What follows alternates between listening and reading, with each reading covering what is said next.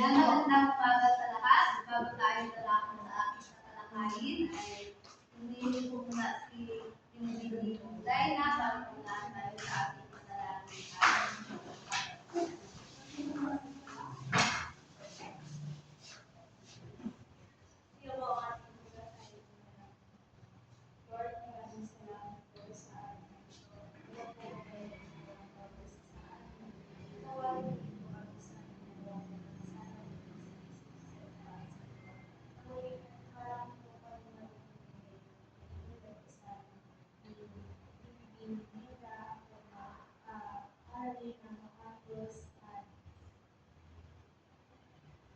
At tawag po ay nagpikas po ang bawat isa sa amin bilang maraming sa amin dala sa Panginoon Jesus.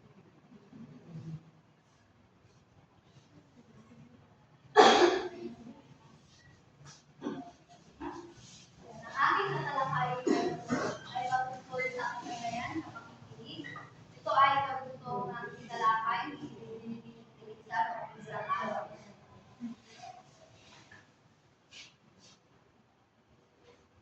Una ay ang pagmamahal at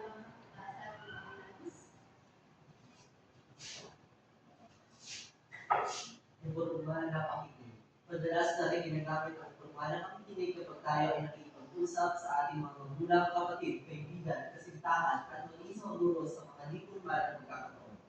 Ito rin ay ginagamit natin sa pagbabahagi ng ating karanasan sa lupit at opinion sa ibang tao. Yun din sa mga karaniwang usapan sa araw-araw. So, sabi niyan, ang informal na pakikinig ay ginagamit sa karaniwang usapan.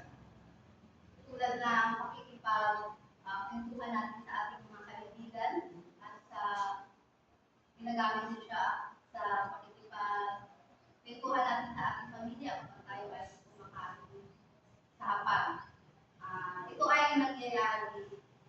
Ito ay karaniwang nangyayari sa pang-araw-araw.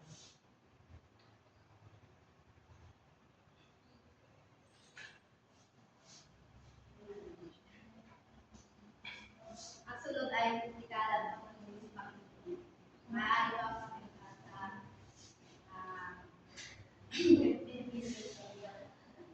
Titikalan ng pag-ibig pakikinig. Sa kasanayan ito ay maganda ang reaksyon sa ating mga kalusugan. Kinakailangan tuwaan ng buti ang kapital upang makagawa ng isang kritikal na pagsusulit. Kabilang nito ang pagbubuha ng mensahe ng awitin, magpapahalaga mula sa pabula at palabula at magpagtuna sa mga pagkakaroon at pagkakaluba ng mga payan.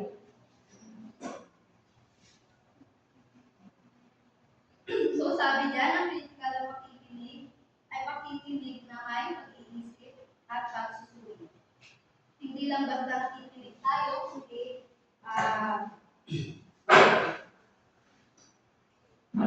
kundi inuunawa at sinusulit natin ang mensahe upang malaman natin kung tama ba yung sinasabi at nagsasalita.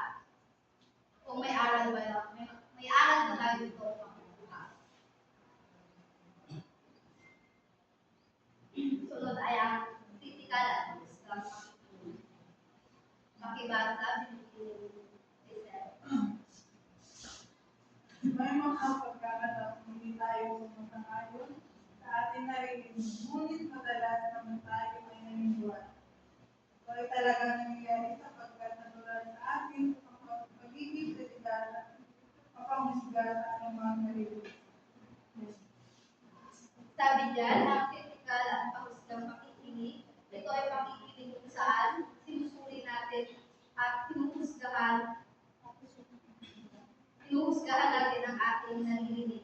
Tinutukoy natin kung ang mensahe ay totoo, panipaniwala, or sang-ayon ba ito sa ating paniniwala. Mahalaga ito upang hindi tayo basta maniwala sa lahat ng ating naririnig.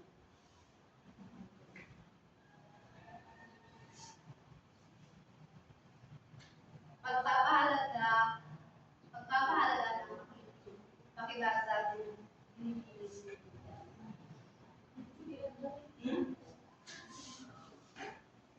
Kung mahusay tayo kung sa ating mga narinig,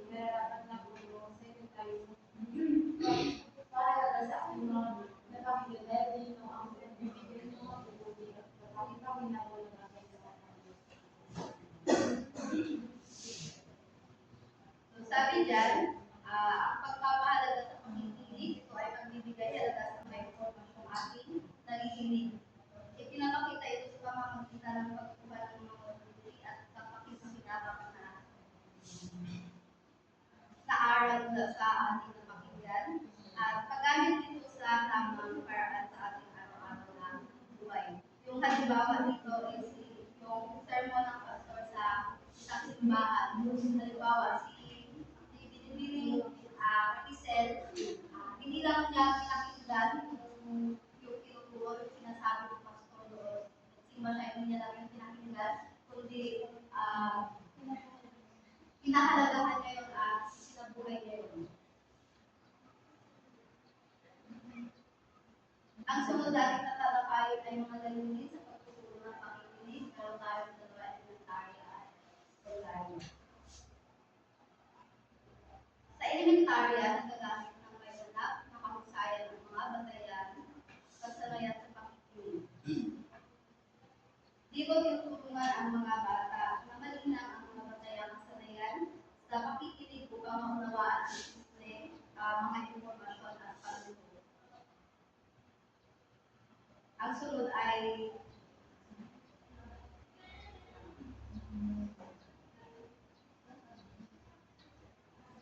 ay sekundarya.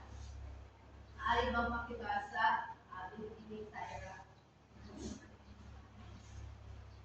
Nagpapalawak ang mga kasanayan sa pag-usawa, pagbasa kahulugan, pagsusuri at pagbibigay na lagas sa mga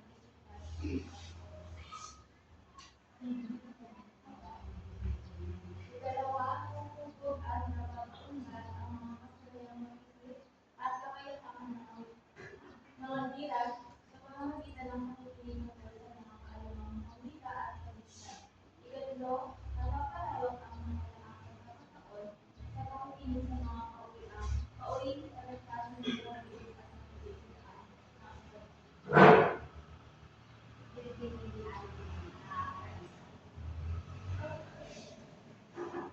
ang mga layunin sa pakikinig ayon sa PELC,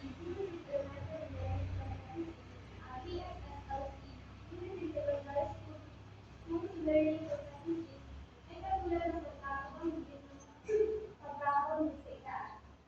Ang component ng pakikinig sa mga impormasyon na may lubos sa pag-unawa.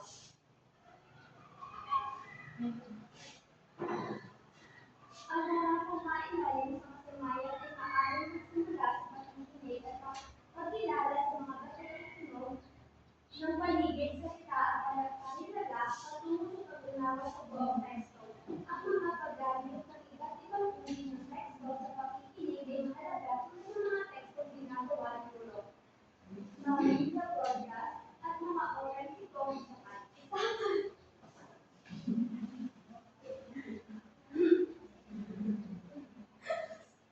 So, sabi doon sa binasa nila, ang pakikinig ay mahalaga upang mapalawak ang kasanayan sa pag-unawa, pagsusuri, at pagbibigay halaga sa mga ideya o paksang napakinggan. Sa pamamagitan nito, nahuhubog at napapaunlad ang kakayahang mag-isip at mga tiral, lalo na sa kaalamang, pawika at panitikan. Nakakatulong din ang pakikinig upang mapabilis at epektibong makakuha ng impormasyon sa iba't ibang kalastasan ng may lubos na pag-unawa. So, yung mga binasa nila na iyon ay halimbawa, ang mga layunin ng pakikinig nito ay nakamaloob sa PELC at PSSLC.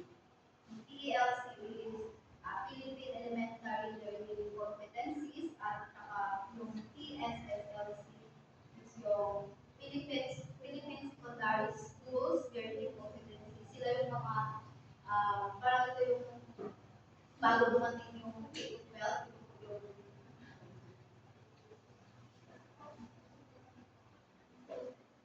ito yung mga teksto na maaaring gamitin sa pakikinig. Una ay ang mga tugma, awit, kwento, dula, at tula, usapan, advertisement, patalastas, at mensahe.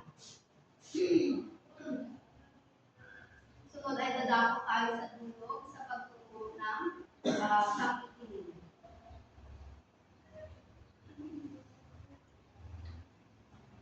Meron tayong dalawa. Una ay paghina ng maliit na katangian, tunog tulad ng pag-iiba o pagtanging. Pagtanging-tanging sa mga tunog na napakikinggan. Ikalawa ay pakikinig ng may pagkunawa. Una ay pagkilala at pagtanging-tanging sa pamamagitan ng pakikinig. Una ay nagagaya ang napakikinggang tunig o tunog.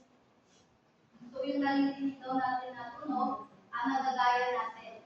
Pag narinig natin, once na narinig natin siya, nagagaya natin sa gaya ng huni ng kalabaw, yung huni ng ibon, tulong ng kapa na alas ng tip. Sunod, natutukoy ang iba't ibang huni, ingay na ginagawa ng hayop. Kung kanina na ay nagagaya natin, nagagaya pa lang natin, mga tunog, yung dalawa naman ay natutukoy na natin ang iba't ibang huni ng tunog. Kaya yung huni ng baka kanina na example, yung huni ng baka kanina na example. So natutukoy natin na naasa baka yun. Yung tunog ng asa, yung chick yun. Sunod ay nabibigyang kahulugan ang mga huni na ginagawa ng iba't ibang hayop at mga sasakyan. So yung halimbawa dito is yung kunyari may mga aksidente tapos or may emergency tapos wala ang ambulance or ambulansya. Pag nakarinig tayo ng tricycle or motor na may sakay na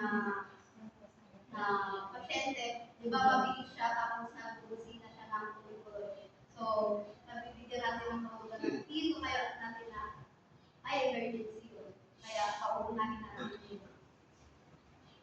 Nakikilala ang mga titik na alpabeto. Sunod ay naiuugnay ang tunog sa titik.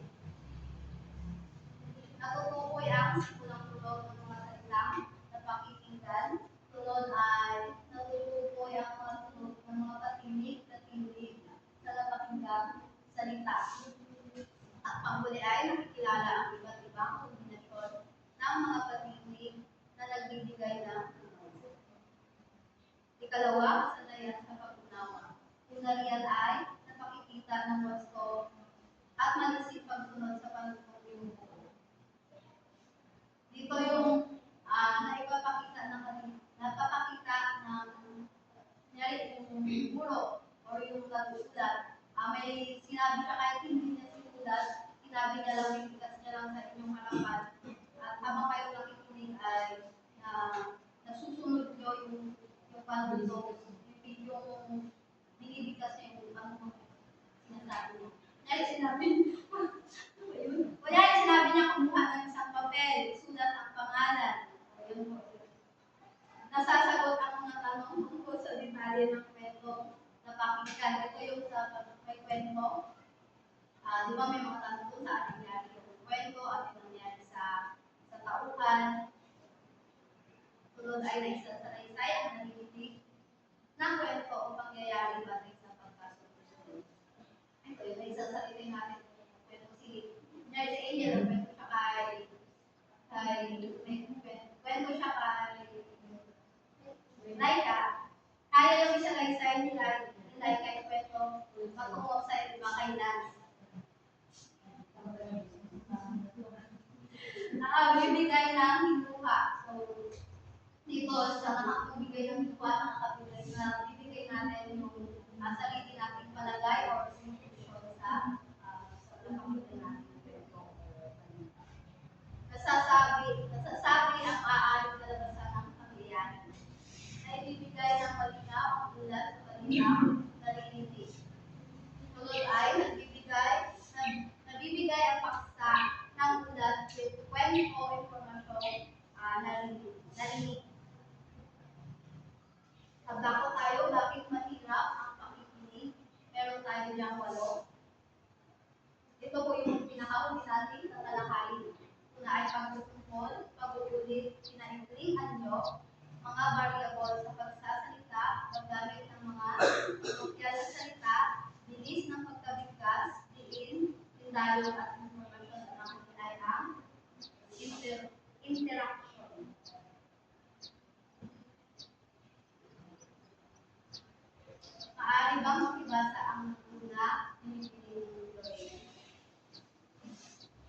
Diyan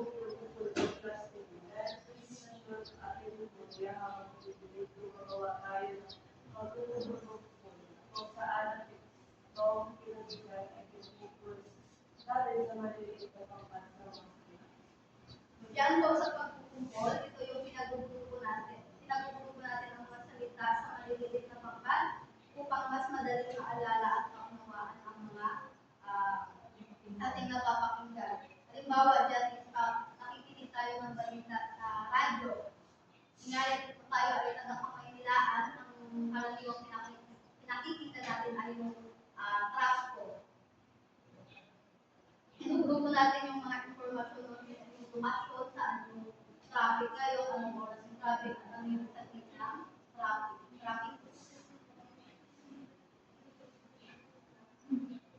Sunod ay pag-uulit or redundancy. Pakibasa,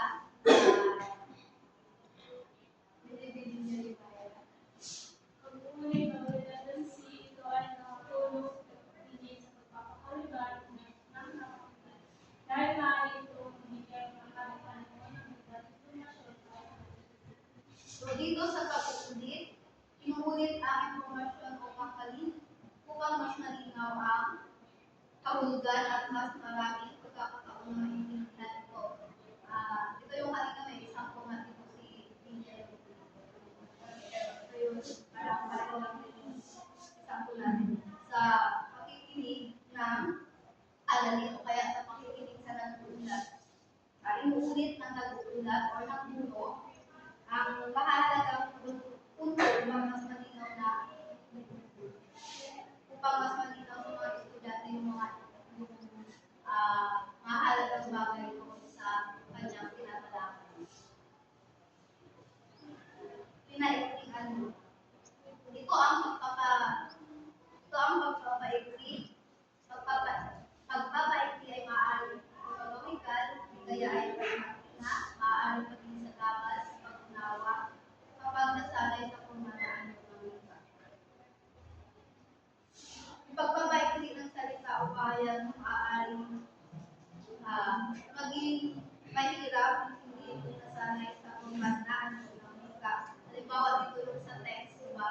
Or may ano pa kita sa inyong kaibigan, yung saan ka pupunta, pinapaikli mo siya ng saan ka pupunta, kaya kamusta ka na, gusta na, diba ba gusta na. Yung isa ko na yung bakit, BKIT na lang, diba? BKIT.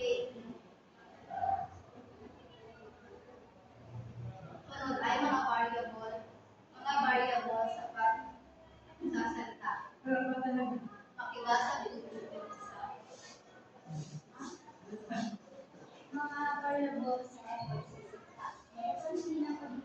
alaman o pag-aano sa sasabihin, pagbibigay ng nila, punto at pagsasalita. Salamat. Ang mga variable sa pagsasalita ay tumutukoy sa iba't ibang katakiang nakikita o narinig habang nagsasalita ang isang tao. Kadalasang nakahalata ito ang pagiging alanganin or alangan sa pagsasalita at pagiging sa sasabihin or pagbabato sa sarili. Ang mga variable na ito ay maaaring dulot ng nervyos o kakulangan sa paghahanda bilang o kaya naman ay biglang pagbabago ng naiinit ng nagsasalita. Ngayon naman, mahalagang maunawaan na likas ang mga ito sa proseso ng komunikasyon at hindi agad nangangahulugang mahina ang kakayahan sa pagsasalita. Sa halip nagsisilbi ito, palatandaan ng aking isip, pagsisikap na nagsasalita na maging malinaw ang gusto ang pinahahatid niyang mensahe. Ang ikalima ay paggamit ng mga kolokyal na salita.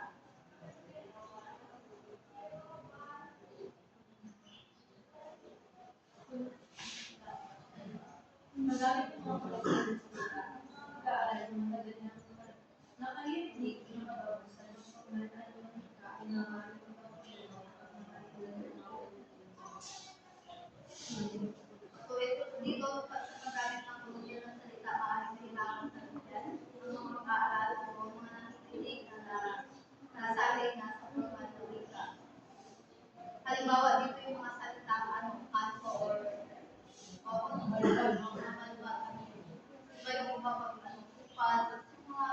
balik. Bilis ng pagkabigkas. Ayon kay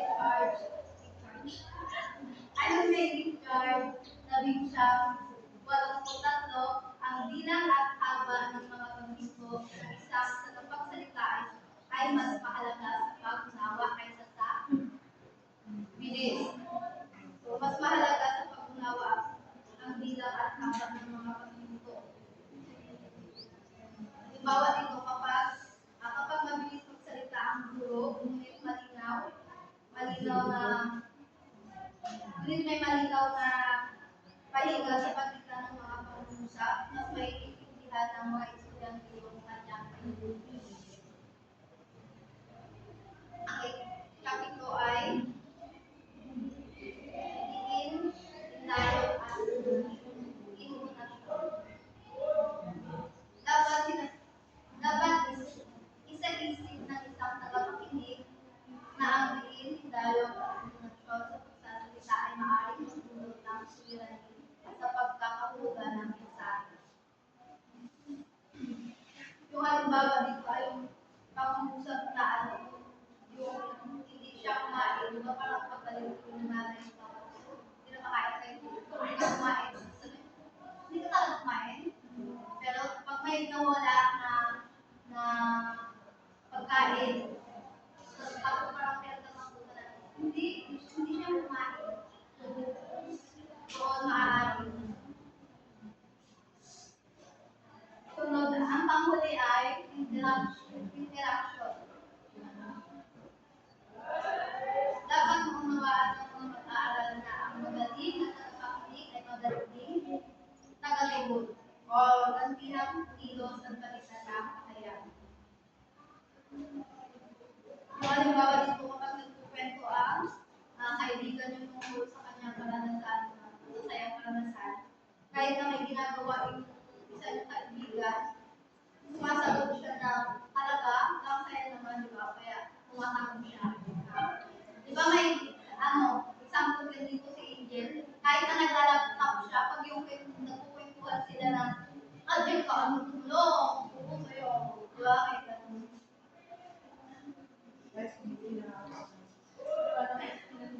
Maraming salamat sa inyo. Ngayon, kumuha kayo na apat na bahagi ng papel. Apat na bahagi. Kaapat na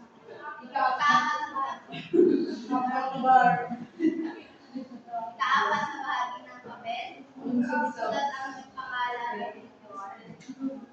At kapunit, samulat ang mga Yan, ayaw mo.